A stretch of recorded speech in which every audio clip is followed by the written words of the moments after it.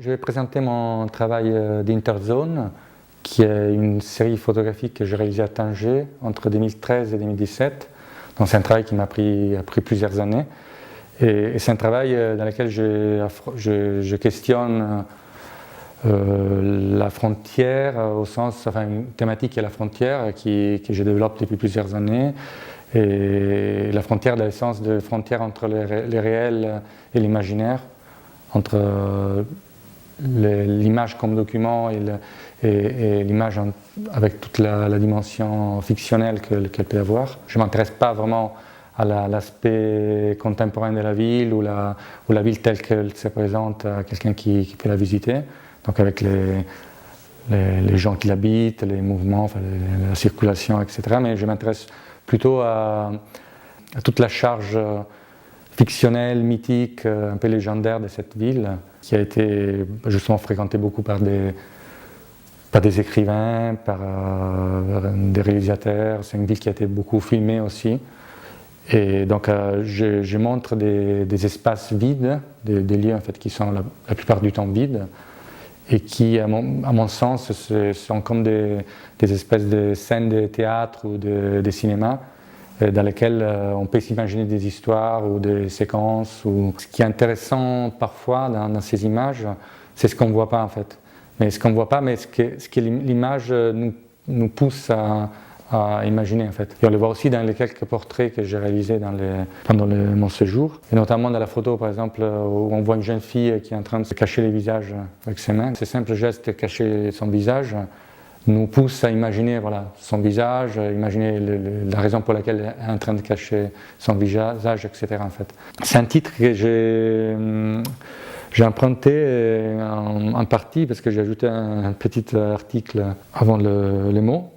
Et du titre du manuscrit de William Burroughs, qui a séjourné à Tanger, qui a écrit donc les Festins nus à Tanger.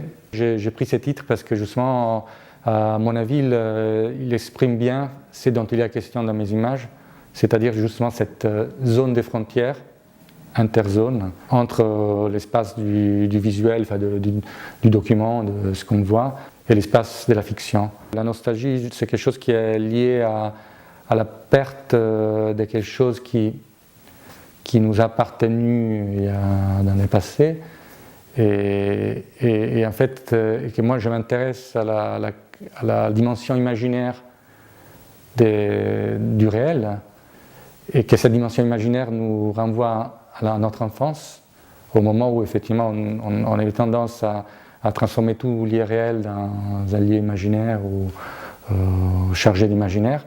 Dans ce sens-là, mes images sont fortement nostalgiques. Dans le sens, ils nous renvoient à quelque chose de perdu, qu'on a perdu et qui fait partie de notre enfance, de la façon dont nous on vivait les choses, l'expérience quand on était enfant.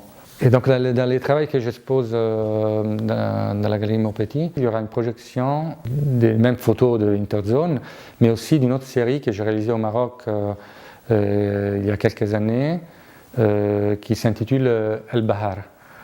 Et dans cette série, c'est une série de photographies que j'ai réalisées au Maroc entre 2011 et 2013, donc juste avant mon travail sur Tanger, et qui montre des personnes qui sont en train de regarder la mer, de contempler les paysages marins, d'où le titre El Bahar qui veut dire en arabe la mer.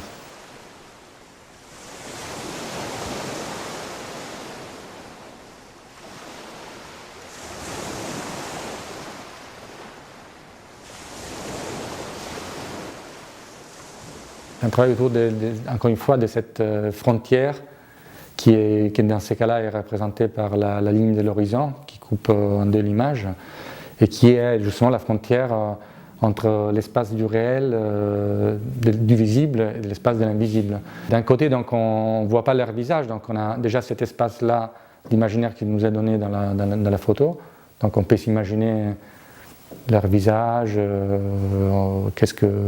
on ne sait pas, on ne connaît pas leur nom, on ne connaît pas leur métier, l'origine sociale et tout, donc on peut s'imaginer tout ça.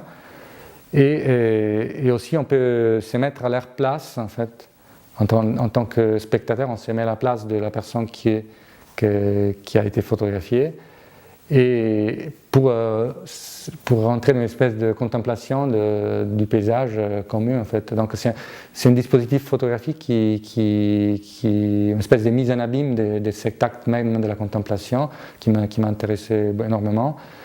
Comme tous les artistes, je pense aussi, je m'intéresse à d'autres artistes et forcément on a tendance à suivre des chemins qui suivent un peu des inspirations qui viennent d'ailleurs en fait. Après voilà, moi je suis quelqu'un qui est, pour mes travaux en fait, pour mes projets photos, j'ai tendance justement à lire beaucoup et à voir aussi des films par exemple, et ça c'est certainement une inspiration.